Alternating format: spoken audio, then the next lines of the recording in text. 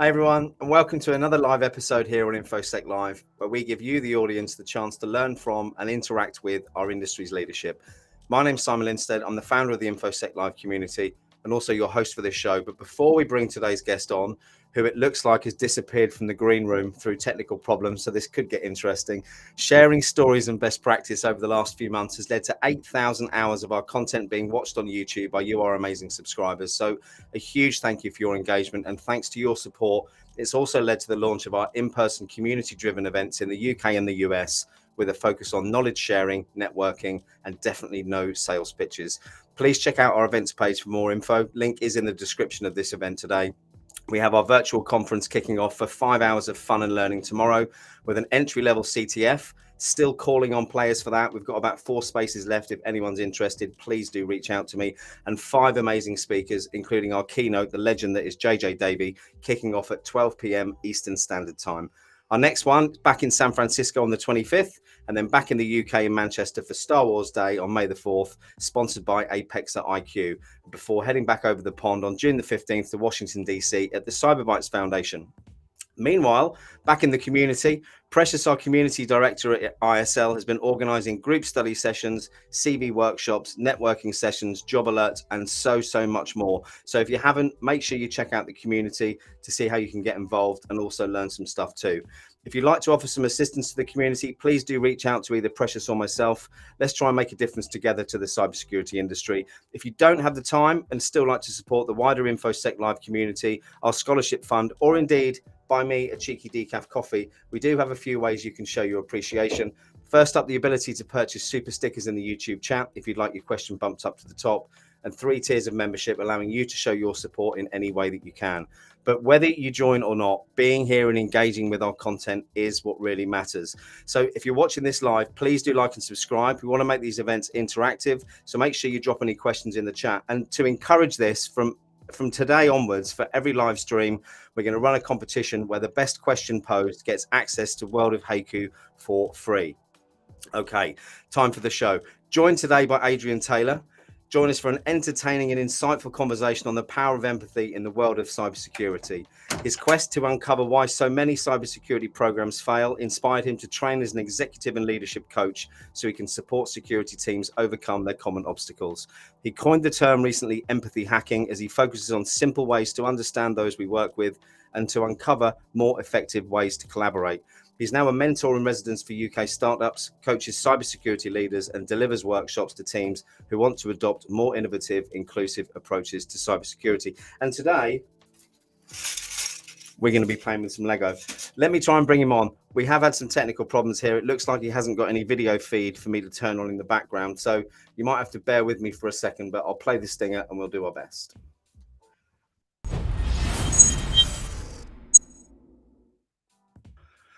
Yes, so it looks, Adrian, if you're watching this, my friend, it looks like I've got no video feed to select to bring you on. So I don't know if you can jump out and jump back in. He's just sent me a message saying total meltdown.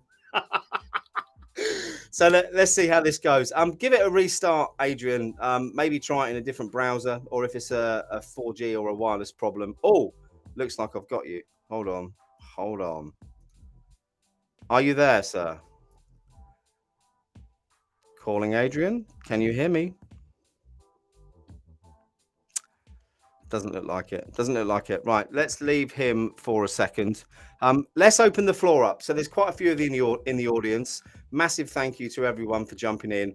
I've got two actually World of Haiku subscriptions to give away. So until Adrian manages to get his technology working, do you want to think of some questions you want to ask me? You can ask me absolutely anything. I'll be completely honest with my answers as well. So be careful. And I think I've just been saved by the bell from Adrian. So let me see if I can bring him on. Here he is. Can you hear me, sir? I don't think he's got any reception. Virgin's gone down. No worries. Hold on one sec. No worries. Bear with me, folks.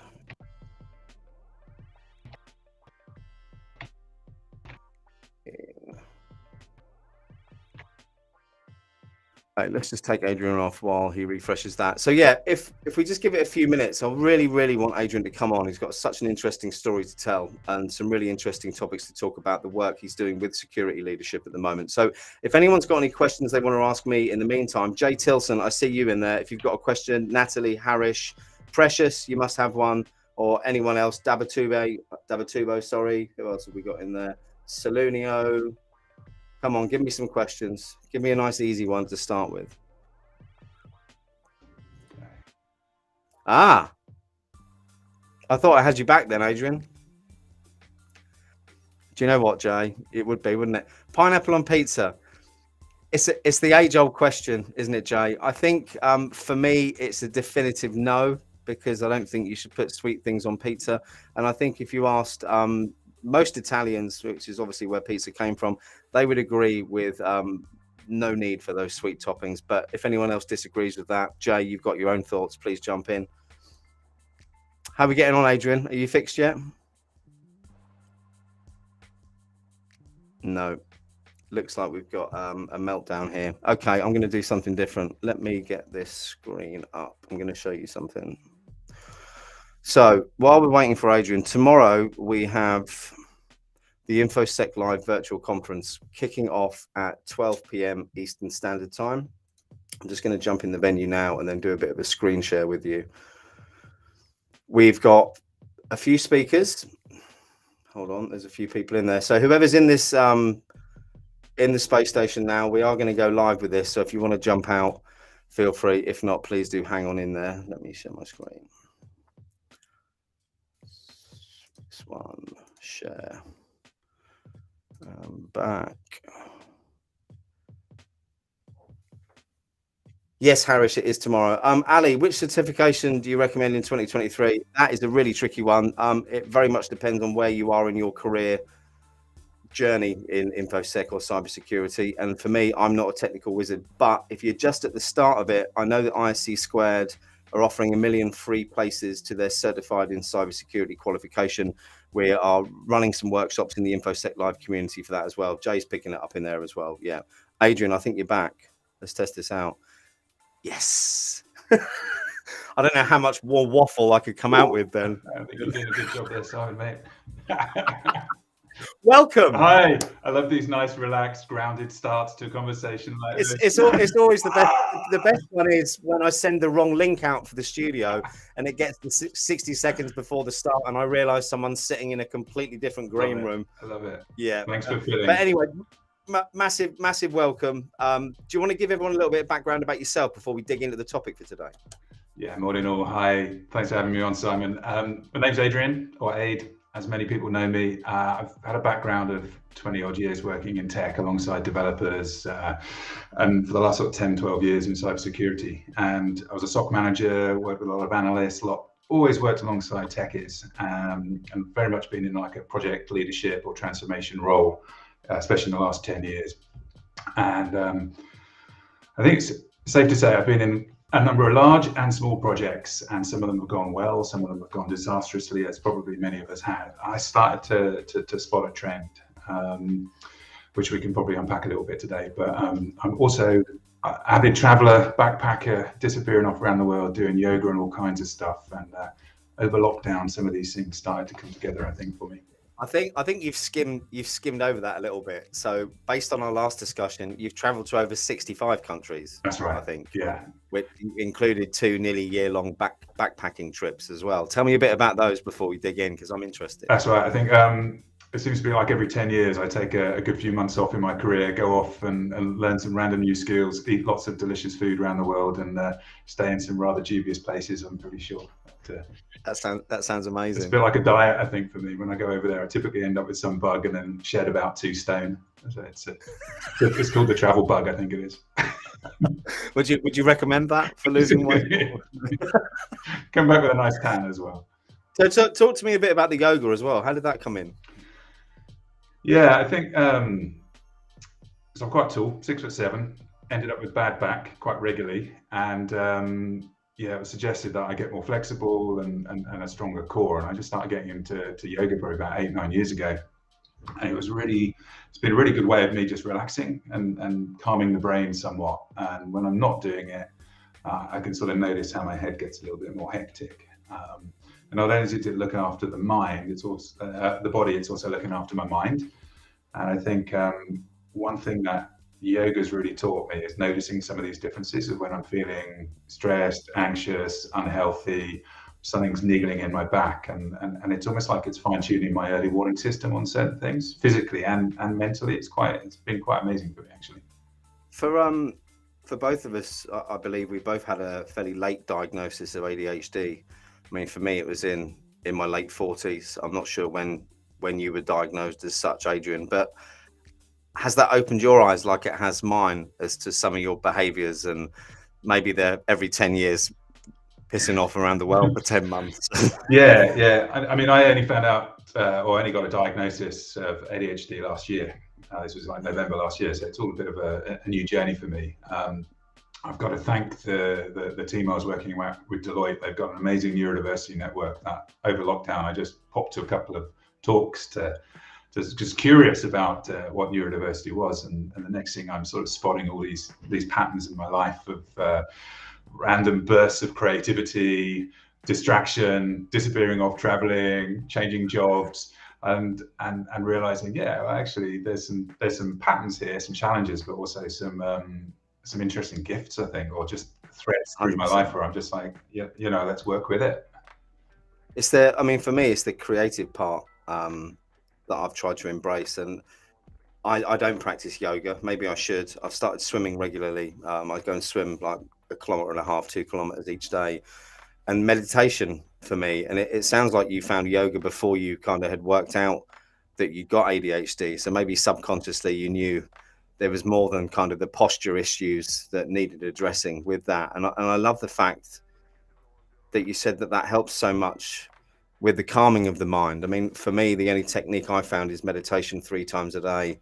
I mean, the analogy I use is it's like someone's got a TV remote control sometimes and they're flicking through channels in my head, whether it's ideas. I don't know how it is for you, but the meditation gives me a chance to kind of recenter and not clear my mind of that, but gently nudge them away and allow them to be there, but not to fester and focus and dwell on them, which I've been very good at doing historically, perhaps. Yeah, I think it's they talk about mindfulness, and I think my mind is full of billions of things all happening at the same time. So I think I'm definitely full. Trying to fit it with something else. I actually find walking and exercise being something that just drops me out of that, and I had to do that this morning. Just I was woke up, I was feeling a little bit sort of out of kilter. So I realized I hadn't been out because it was peeing it down with rain all day yesterday. I hadn't left the house pretty much, and I. Do you think it's the exercise, or is it being out in nature, or a combination of? I think it's a bit of both. I think when you're moving, when you're walking around, you're using different parts of your body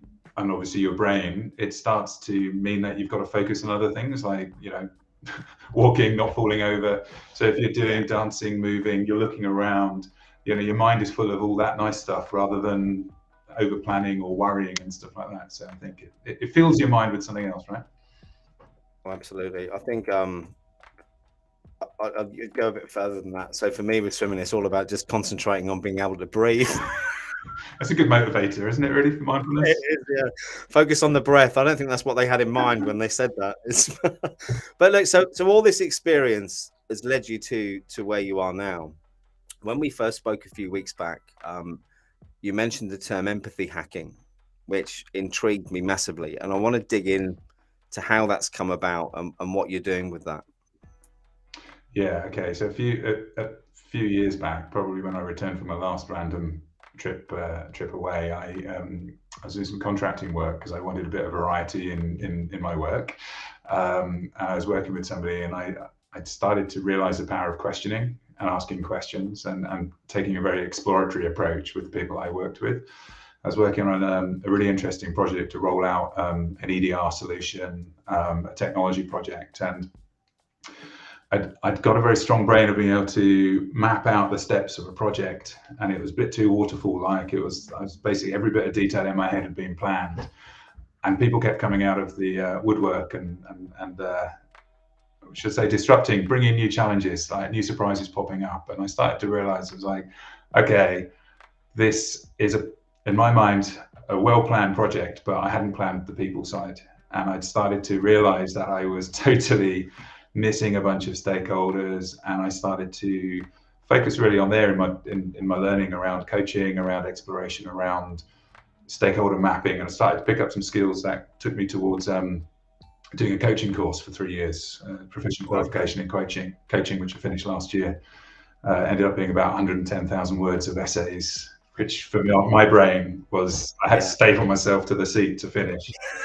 I know the feeling. And it only took 3 years because the deadline was like 4 weeks off of 3 years when I basically would have lost it. So I did a lot of, probably about 100,000 words in about a month at the end of 3 years.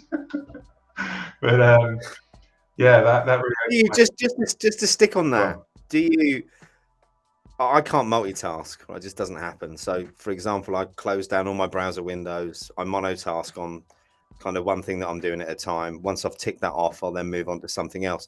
Do you find monotasking helps you with your ADHD, or do you find that doesn't work either? I need a bit of pressure, so I'm now breaking down bigger projects into smaller pressured or things with a deadline. I'm working with other people. That's why I like Agile, because you work in sprints. It's like loads of little mini projects, and that really fits my brain. So if it's like, okay, great, I've got to talk with Simon. Okay, let's write a website last week. Let's do this. It's got to be ready.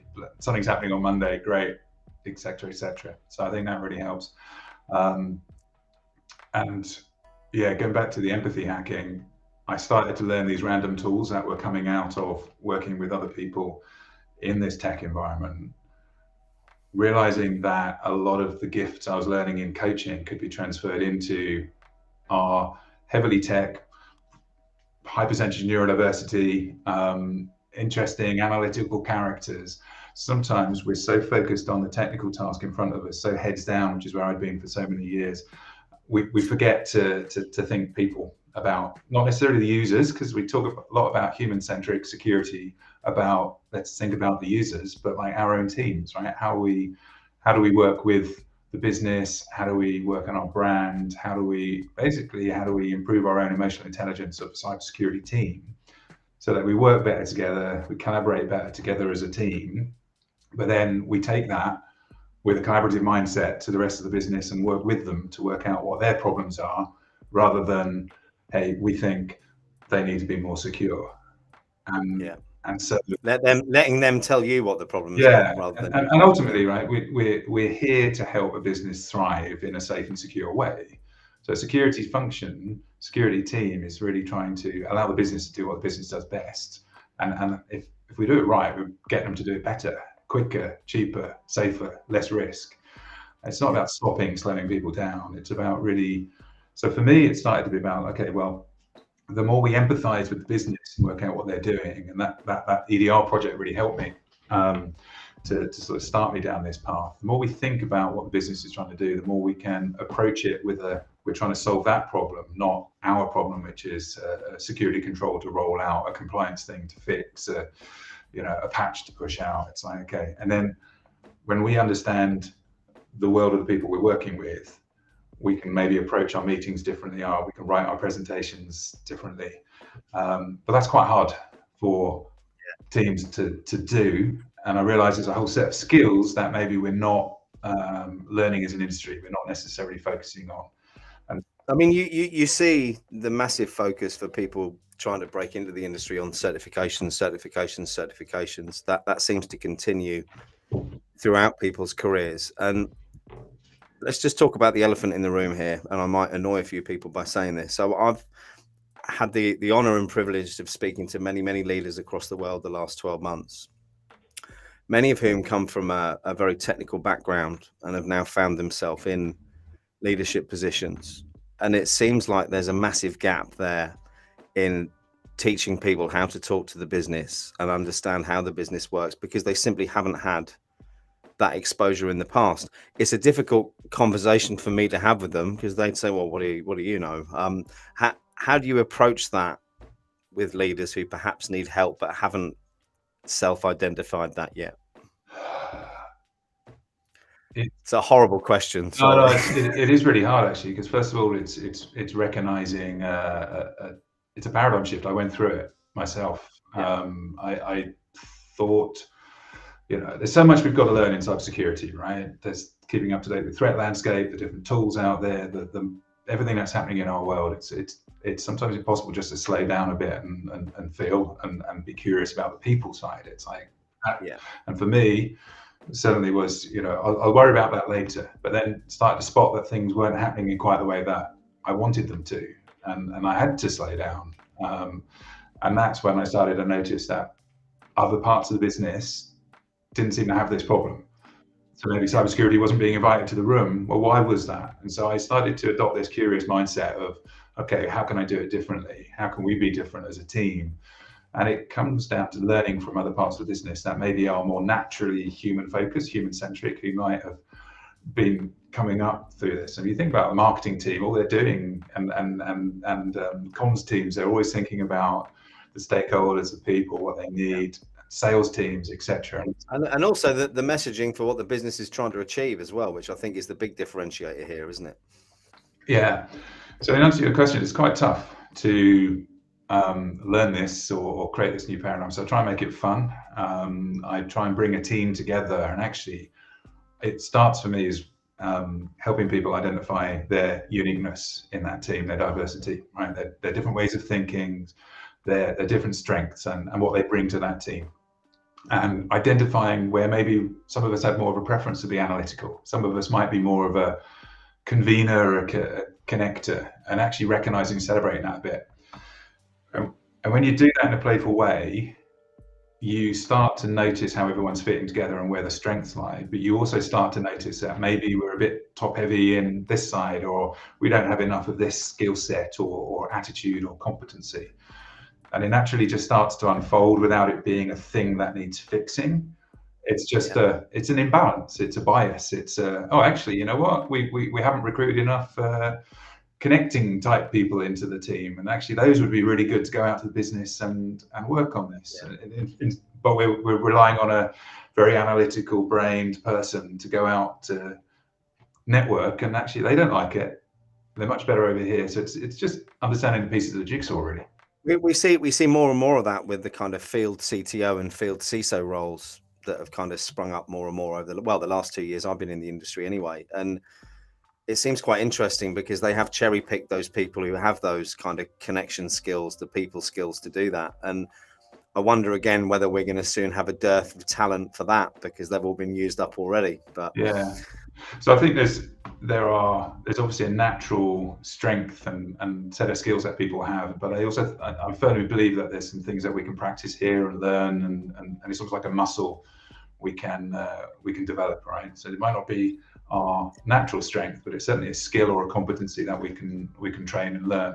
And I think that's probably the most important message to get out there, because I have a lot of people say to me, "Oh, it's easy for you. You're natural at it." Well, I'm only natural at it because I've been practicing since I was like 15 years old when I started selling things. And I think we are all more natural at different things. But everyone can learn new skills and integrate them into their existing skill set. It just might be a little bit more work and a little bit trickier for some.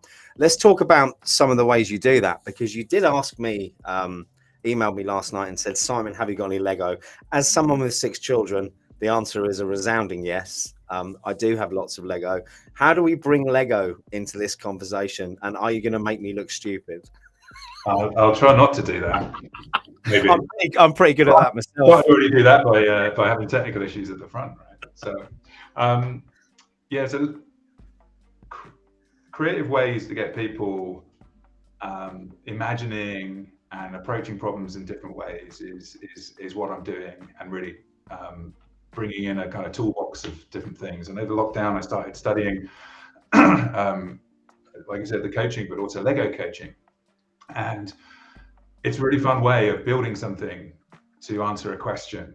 And then you can literally turn it around and see the problem or the question from different angles. And that unlocks a part of your brain where you're just like, okay, no way, I'd never seen it like that before. So for example, you've got a box of Lego down there right now. Now, if I were to ask you to build a little piece of Lego with maybe just half dozen pieces that reflects how you're feeling right now, all right?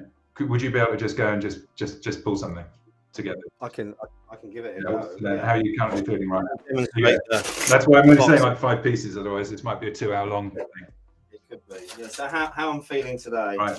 You're doing that. What's your building that? What you're actually doing right now is your. Do you know what? I've actually got something that my 5-year-old built last night that kind of demonstrates that really, really well. So I'll give a bit of background as to why I'm going to use this. And it wasn't set up because I didn't know what this question was. But at the moment, everything for me seems to have fallen into place. I'm content for the first time in nearly 50 years. Feel like I'm adding value to a community I've got a real passion for. And I honestly believe, especially with these in-person events, with the no sales pitches and the different approach, that I've hit on something that could perhaps make a real difference to the industry, which to me is my biggest driver now, rather than the financial side as it used to be. So make a real difference. One of my 5-year-old twins built this last night, Ava, and this is we'll call it's a spaceship, right? But I'm going to call it a rocket ship, right? Because it feels like at the moment everything's on an upward trajectory. Nice. I just need to keep checking those booster rockets that they're not going to fail. Okay. What could you add to that to make sure that those booster rockets don't fail? I could probably add some fail-safe rocket boosters, couldn't I? Just in case as a backup. Yeah. How do I relate that to what I'm doing with work? I think I already have. Precious, who's in the audience, she approached me a few weeks ago with regards to helping me out in the InfoSec Live community, because with the events, it was becoming very difficult. I mean, you know what it's like trying to juggle 100 things at once. It becomes hard, and something always starts to slip. And she approached me about doing some volunteer work, and it's turned into I've taken her on. We haven't got employment contracts done yet, but it is a paid position, and she's now the community director. Yeah. So she's now my fail-safe in case I'm doing too many other things. Yeah. Is that the right answer? Great. I mean, you're top of the class on that. But you can imagine if you're doing that in a workshop, you're building a model, you're asking questions, like, you know, you spotted yourself. Hey, look, it's like lift off. I can see this. You can feel that. And then we went on to something else. Like you said, oh yeah, but I just need to make sure the rockets don't fall off. And then you can add little questions about how do you put the rockets back on, and how do you make it more stable? And that's what coaching with Lego is. And it just, I love that. Totally distracts you from the question. Because if I were to ask you, you'd be like, blah, blah, blah. And many people would be thinking about it for too long. But when you work in the world of picture and metaphor, and you're accessing a different part of your brain, that often has got a lot of subconscious tips and tricks to what's actually going on. And a lot of it's emotional. There's a lot of, when we look at our behaviors and how we work with other people in the business, or even other people in the team, a lot of it's driven by our own fears. I think you've nailed it there. I mean, you know my background. I blew everything up and self-destructed back in 2019, and that's probably why I use the analogy of the boosters, isn't it? Yeah. Now I'm thinking about that, because that's always, maybe it isn't always at the forefront of my mind, as we were talking about earlier. You know, the meditation thing really helps to clear my mind and stop myself drawing on the past and stressing about things. But I know it's still there, lurking, where I'm waiting for things to fail, I think, in a way. Yeah. And I'm desperate that I'm not going to let my family down like I did before. And I think without knowing it, you're putting yourself under quite a lot of quite a lot of pressure through that as well. This feels like an amazing therapy session more than coaching, Adrian. Thank you. It does. But what you're doing, you're noticing that, you're reflecting on that, and you're putting these other booster rockets on there and these fail safes around because you've learned from that experience. And I think, you know, that reflection that you've obviously built up in you, that muscle, is the kind of thing I'm helping other people build in themselves, because often we're so focused on moving forward, about needing that thing to be a success, we forget to look at how we're doing it and whether it's working. Yeah. And it's like, you know, the old Project Retros and stuff like that. Yeah, it's real. And coaching's like climbing a tree and looking down at all the stuff you've been doing and noticing what's working and what's not, being open to changing.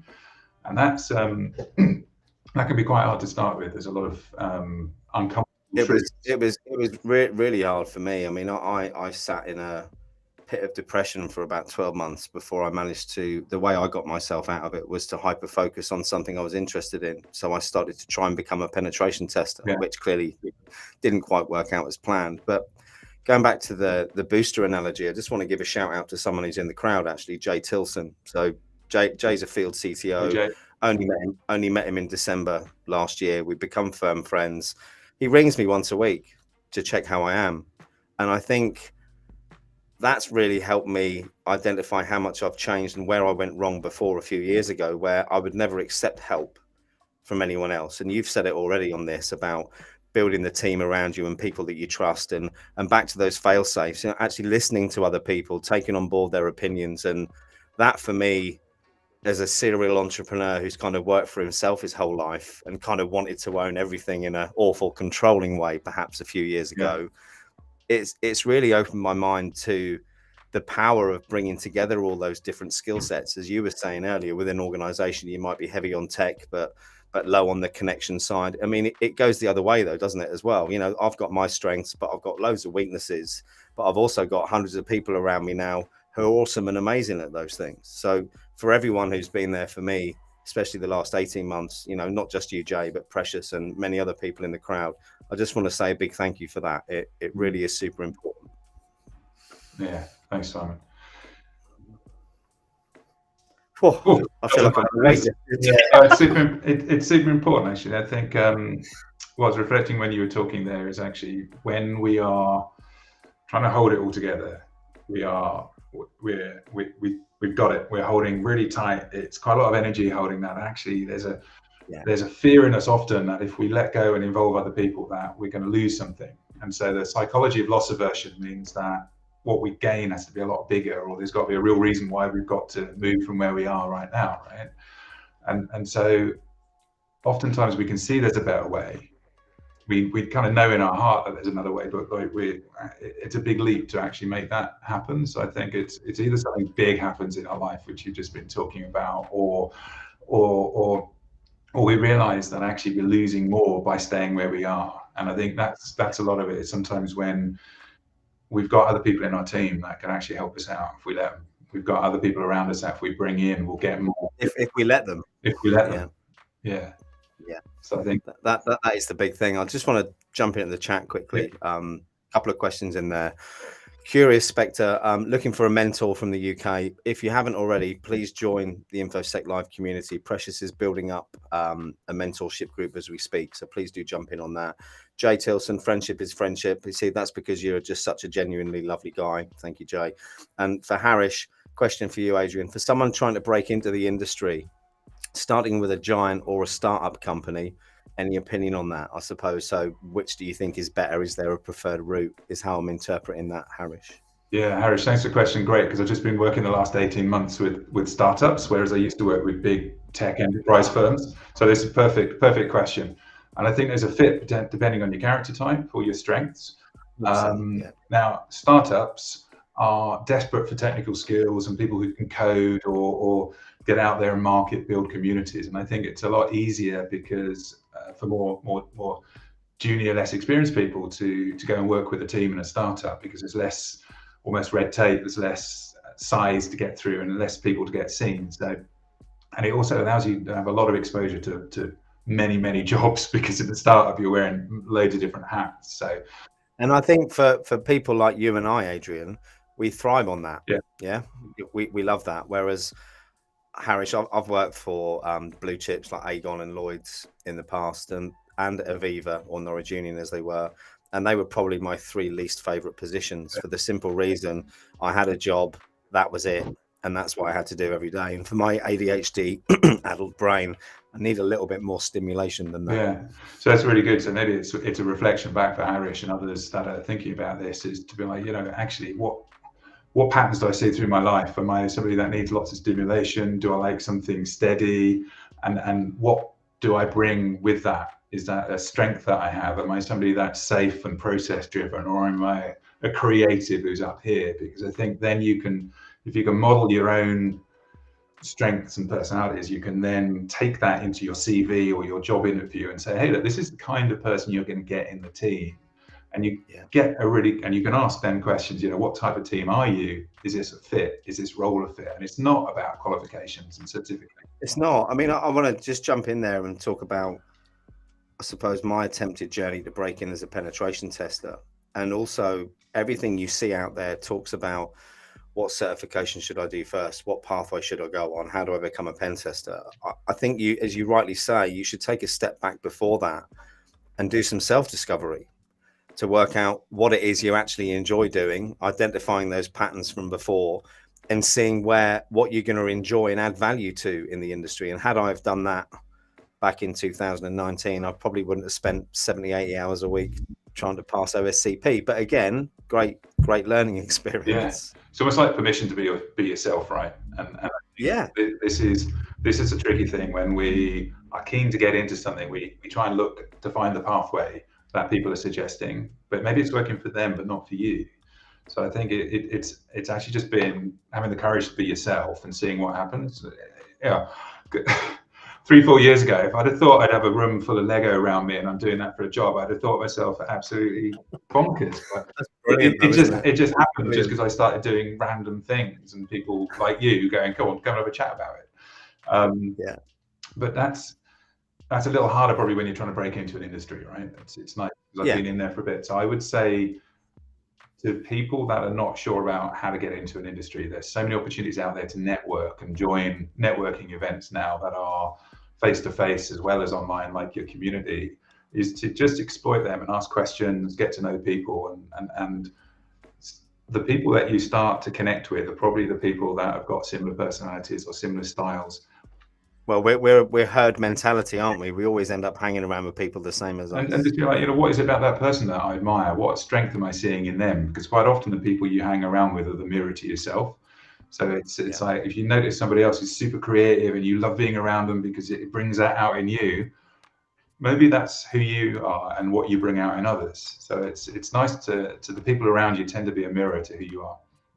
It's easy for me to say these things on here, and then I'm being honest, I didn't really find out who I was and what interested me until I was 46. So if you haven't found out what that is for yourself yet, don't beat yourself up on it. And as Adrian said, I think take advantage of speaking to as many people as you can, but there is a caveat with that.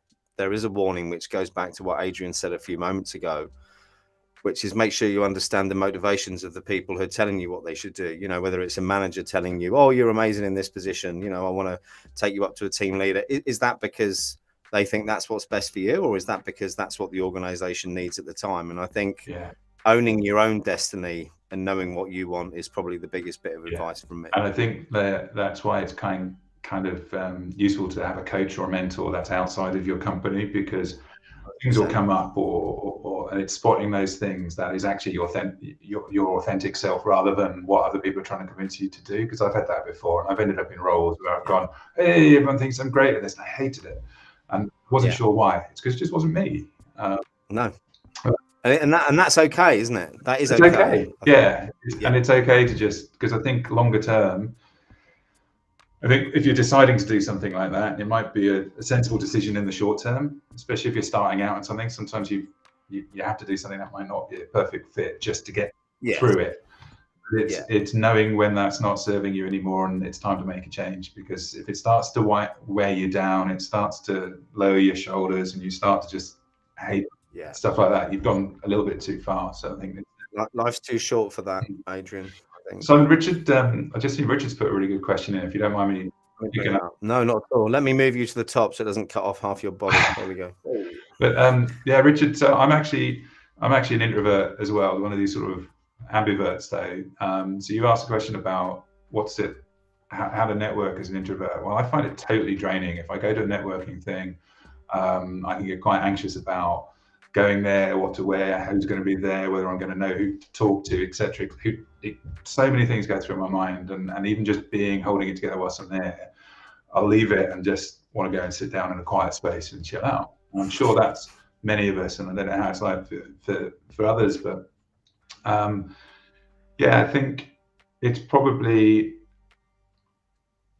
hard. So maybe there are communities that are easier so I'm not sort of suggesting go to a big event, but there are maybe smaller events that are maybe more tech focused, that have other people that have got similar needs, that might be sort of more task orientated, where you do like hackathons and you get to know people through that. Might be that's online. So I suppose it's identifying, again, going back to what we were just saying there, what works for you. So it might just be, actually, I hate that kind of thing, I'm never going to do that, but I love contributing over here. Follow your gut, really, and then you'll find it.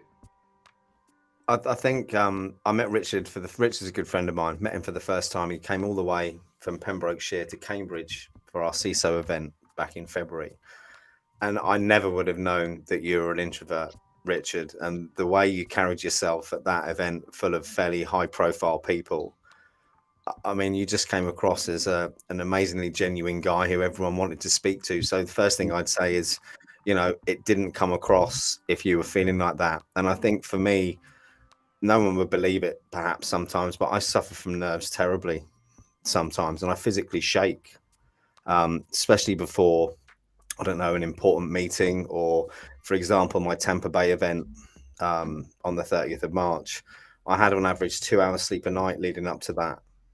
And before I walked into that venue, I had to stand outside and breathe for 10 minutes just to calm my hands, to stop them shaking. So I think we can feel it. We're very aware of how we feel, but the good part of it is other people perhaps aren't. Yeah, no, very true, actually. Yeah, I do a lot of stuff with people. And that isn't me saying fake it till you make it, because I think that's the worst saying ever. I think there's a balance, actually. A lot of the stuff of how we see ourselves is almost self-created. It's a perception that we have that others don't. So often we're a lot harder on ourselves than others are even noticing or thinking. So that's one thing to remember, is that actually how we see ourselves is not necessarily how other people see us. And it's good to get reflections from others to know how people actually see us, and to listen, which is quite hard. But I think you touched on something there. You recognize that you get nervous, you've reflected on that. It's good for you to get time to breathe beforehand. It might be good for you to not drink coffee first thing. You might go for a run. You might, whatever it is. Exercise is definitely a winner for me on that. Yeah. Spot those patterns of when actually the meetings go okay, because maybe you did 2 or 3 things before a meeting that worked okay, and keep doing that. And then maybe, I'm going to Cyber UK next week. I don't know if anyone else is, but I know I'm going to be doing long days, shaking a lot of hands. So I'm thinking ahead to, okay, I need to make sure I take a couple of breaks. I need to pace myself. I need to make sure I drink plenty of water, which is what I don't normally do on things like that, et cetera, et cetera. So it's almost like have your social coping plan on these sort of things, or dodgy meeting plan, and just be like, okay, what goes horribly wrong? And so for me, I like to ground and chill out just before a thing like this. And then something's going to go horribly wrong, like the blooming Virgin media doesn't work. And then I'm like, yeah. So my head's all muddled. And sometimes you've just got to slow down, breathe, chill out, and find little techniques like that even if stuff is getting super frantic, it's just like how to calm it down. And actually things like box breathing or slowing the breath down really helps. So I think those.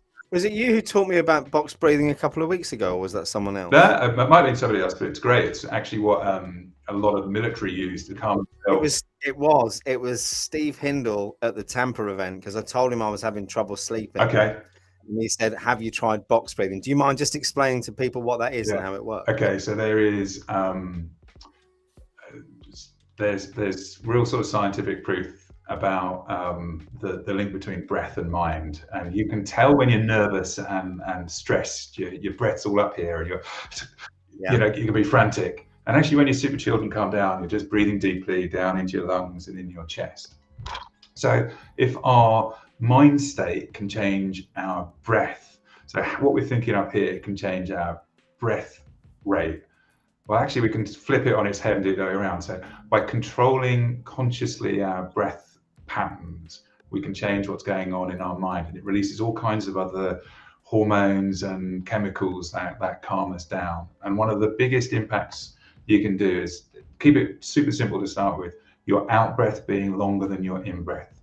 So if you start a count, you could be counting in 1, 2, 3, and then out 2, 3, 4, 5, 6. And you can just count with your breath, centers your mind a little bit, counting into a count of whatever and out. And you can slowly get it longer and longer, and your breath will get slower and slower. So you can be starting off going in 1, 2, out 1, 2, 3, all the way down to in 1. Yeah. Now, box breathing is taking this a little bit more, and you put a little gap between the top of the breath. So breathing in, hold it, breathe out, hold it, breathe in. So this looks like a box. And if you count to 4, so you breathe into the count of 4, hold it for 4, out for 4, hold it for 4. And you do this for like 5 minutes to 10 minutes, and your stress levels drop. You kind of all these other nice little chemicals come into your brain, and you can't help but calm down. Yeah, or fall asleep. It worked for me in Tampa, but then I had only had 2 hours sleep a night for 3 days before. So. Richard's mentioned that humor helps break down barriers, although you have to know when it's appropriate or when it isn't appropriate. Yeah. And again, that's reading the room, isn't it? I suppose. Yeah, it's interesting. And also, we will have learned different ways to cope in those meetings. So some of us will use humor to relax ourselves. But actually underneath what we're feeling is quite nervous. So actually people may see us in one thing, but what's going on in is a different thing. So it's recognizing that humor might be a really good way of breaking the ice, but also knowing actually I'm feeling quite nervous, which is why I'm using that as a technique and looking after that little bit as a bit of yourself at the same time, really. Well, I'll tell you the biggest thing that's come out of this. Simon wants to engage with you as my coach. So can we talk about how that works, what the empathy hacking proposition is? You just built a website, you've got a holding page out there. You've obviously got Blue Cap Solutions, which does a lot of coaching for technical people. Is that right? Do you want to just elaborate on that a little bit more? Yeah, that's right. So I've been doing more and more exec and leadership coaching these days, and I'm really focusing on helping a team build this initial emotional intelligence, this kind of awareness of how stressed we are, what's going on, and trying to build some of those skills in a fun way. So workshops where I turn up with buckets of Lego, and we do strategy workshops, vision workshops, where we do goal setting with Lego as a team. It really brings the team together, a security team, and maybe recognizes where we've got strengths that aren't necessarily being played to in this team, or maybe different needs to develop. So there's what can you tell me about my wonky duck I made earlier? That'll take a longer session, I think, than we've got. We'll save that for not online. So first of all is having playfulness within a team and building those basic skills. Then the next thing I do is we start to look at how those apply out into the business. So we do the sort of empathy hacking really comes with, okay, if this is how I feel, how are the people I'm working with feeling when I approach them? And they've got their full plate of things to do. They've got their own stresses. So if we're coming in saying they must do this, and actually we're not even realizing what's going on in their world, then how are we in a position to support them properly? So we build this curiosity in ourselves and our team. Then we start to build the curiosity in what the business need. And then we start to use this as a basis of negotiating and working on projects and how we might implement that as some new techniques or strategies as our cybersecurity team to work with the business. So it almost ends up being a rebrand or an approach. And I look at this very much how like software development industry, which is I've been in for 20 odd years, sort of went through a bit of a rebrand, redesign when agile principles and DevOps, very much culturally integrated, working with people, stand-ups, retros, and those teams that I've seen in cybersecurity, and I know there's quite a few of my friends who've already done this. They've already started to adopt agile and getting more collaborative, and that really helps. So I teach that, as workshops. We then I can work with leaders on a one-to-one basis or a team level, so sort of 2 to 3 months at a time, mentoring or coaching. And I've been doing that for sales leaders, sales engineers, startup founders, program managers, CISOs. Do you have can you put a link in the private chat to your site for that so I can drop it in the main chat? That'd be brilliant. Absolutely. Because all joking aside, I am very interested in engaging with your services personally. I think playing with that Lego for like 3 minutes earlier on this has opened my mind to the possibilities of uncovering some of my subconscious bias and issues, perhaps through the medium of Lego, which I'd never appreciated before. Let me drop that in. Yeah. So yeah, this is Adrian's website. Yeah, it's super fun. And somebody once said to me, like, you can't tickle yourself. And that just blew my mind, because it's true. It's actually, you can try, but when somebody else... I hate being tickled. Oh, there you go. Okay, so that's not going to be part of the workshops we do there. But things like coaching and mentoring, or having somebody else coming in and doing a workshop that's outside of your team. Yeah. And that's why I love doing this. It just, my creative brain comes alive. I design a pretty custom workshop, and they never seem to be the same. I'm always trying to tweak and bring something new in. I come up with random metaphors based on the company, and then people leave it just going, okay, cool, that kind of blew my mind a bit. I wasn't expecting that. And then they've got this random stuff as a team to talk about that brings them together, that they then go, okay, cool, let's do this with icebergs and sharks with it's a whole different thing that I do with sharks, and I'm going to put that on. So you mentioned about this empathy hacking site. I've just off the back of this conversation with you, I think a few weeks back I said I should make a website, shouldn't I? And then I went out and bought the bloody domain, and I'm talk to me about where that's going to go then. So what's the idea? We've got 5 minutes left. Let's focus on, you know, I know you said it's kind of a flippant build a website and done, but you've had this in your mind for a long time. So what is the plan with the empathy hacking, and who's it aimed at, Adrian? Yeah, okay. So for me, there's a bit of me that actually wants to make a difference, and some of the larger big programs I was working in, I made a difference. But actually the work I've been doing with startups and things where humans have paradigm shifts or aha moments has been so fulfilling, because I'm just asking questions and building Lego, and somebody goes on to do something different as a result. And I'm like, I want to capture some of that, the things I've learned, like tools, tips, tricks, techniques, thinking, workshop designs, and I just want to sort of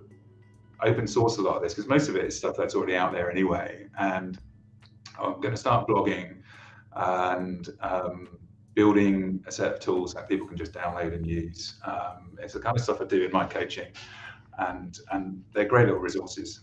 And I love to have other collaborators and contributors on that who are maybe finding things that work in their own teams. And perhaps we build a workshop library that people can use for strategy workshops. Perhaps we build some competencies and a framework that people can use to learn new things, or resources. So not quite sure where it's going to go, but I just thought it'd be a nice vehicle to have a chat, not trying to really sell anything, to build a toolbox that people can download and use. It's something I've been thinking about for quite a while. Is that looking at the site? Let me bring it up. I know it's only a holding page, but it is very much about collaboration rather than selling anything, isn't it? Yeah, and I think I can't do workshops for every cybersecurity team out there. There's just, you know, and I'd love to bring other people in that I can train them up on how to do the workshops. I'd like to create some things that we can go and repeat around the world. Who knows? I'd love to be able to do something like that. So I want to get it up there, so it's not just in my head. It's not just sitting on my desktop or just in a workshop I do. It's something that other people can use and adapt. So I love that. I really do. We've got a couple of minutes left.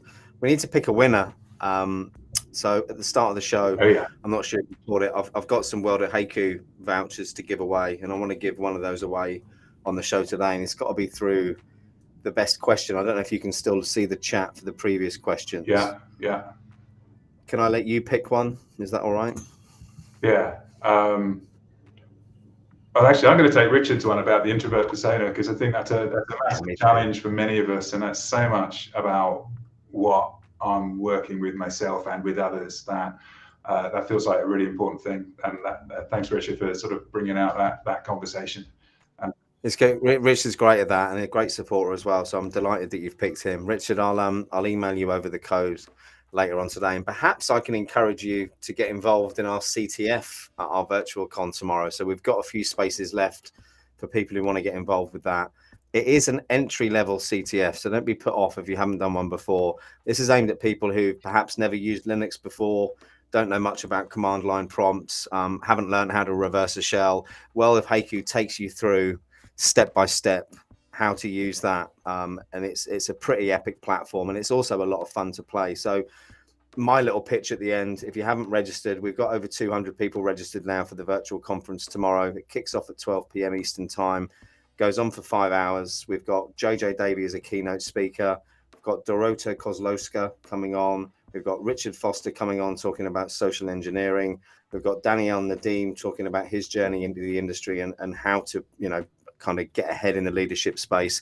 And as a last minute addition, we've got Luther Chip Harris coming in to talk about OT and ICS. So again, the link for that is in the description for the show today. If you haven't registered, please do. It'd be great to see you there. And if you don't mind, Adrian, I'm just going to share my screen quickly if this works. So this is, if I start moving around on here, this is our space station where we're going to be hosting the event. The bit I'm in here at the top, you can see me, Simon, hosting there. This is the auditorium where the speakers will be presenting. Yeah. But what we've also got here, and this is open 24 hours a day for our communities, we've got multiple meeting rooms where you can have private one-on-one or group sessions. And we've also got, if I come back to the start here, you can teleport as well, which is pretty cool, but I won't show you that. And down here, you've kind of got another collaboration area with poker tables and some other games.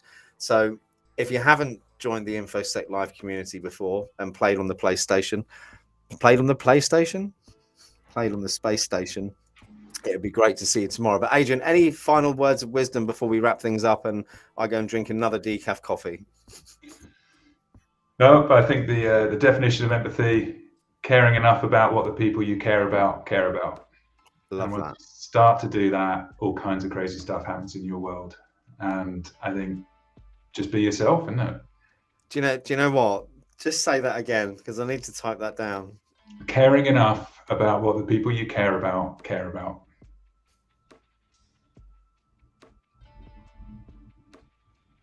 I think, without wanting to turn this into a Simon therapy session, which it clearly has a little bit, that's exactly where I went wrong for a large majority of my adult life. It was about Simon, ego, what I could achieve and what I could get for a long, long time. And I had everything I'd ever dreamed of, boats, sports cars, lovely house that we built, all this stuff, but none of it made me happy. And the reason for that is back to your quote at the end there.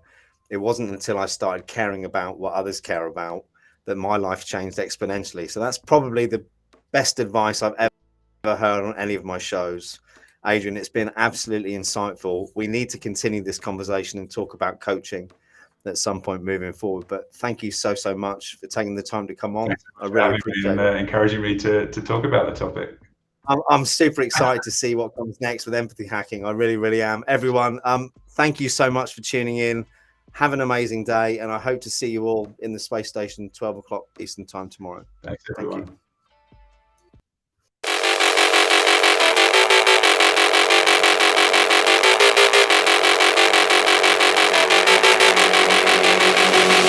Thank you.